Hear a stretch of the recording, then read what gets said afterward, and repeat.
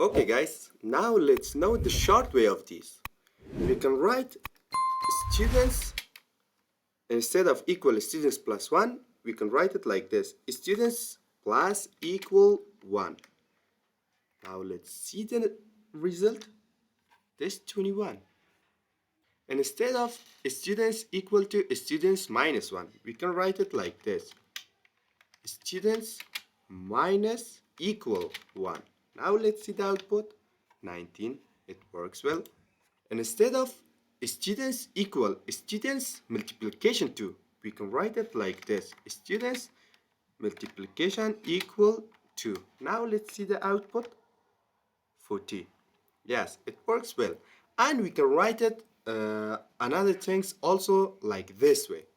Now let's know something else, and we can call it increment and decrement. It increase one number if we write it, and it decrease one number if we write it. We can decrease our students like this.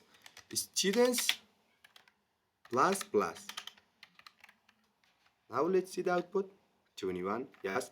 If we decrease our students, we can write it like this. Students minus minus. Now let's see the output. Yes, it's 19. Thank you guys. That was arithmetic operators.